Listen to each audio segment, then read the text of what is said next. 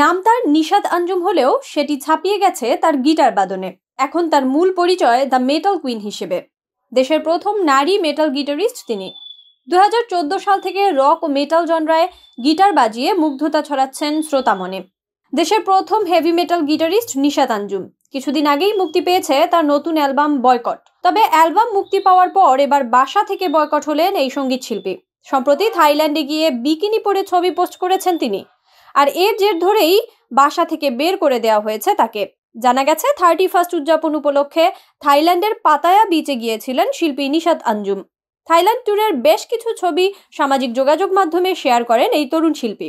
এর মধ্যে তার বিকিনি পরা কিছু ছবি নিয়ে সামাজিক যোগাযোগ মাধ্যমে শুরু হয় নানা সমালোচনা। কেউ কেউ নিশাতের সৌন্দর্যের প্রশংসা করলেও রঙিন বিকিনিতে তার বর্ণিল ছবি নিয়ে নেটিজেনদের মধ্যে শুরু হয় ব্যাপক সমালোচনা, যার ফলে পারিবারিকভাবে বেশ ঝামেলা পোহাতে হচ্ছে তাকে।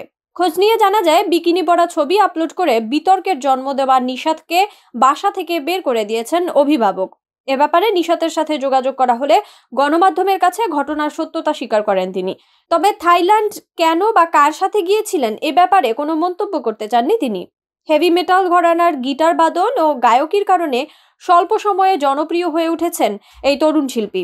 তবে পারিবারিক জটিলতার কারণে তার সদ্য মুক্তি পাওয়া বয়কট অ্যালবামের প্রচারণায় অংশ নিতে পারছেন না তিনি।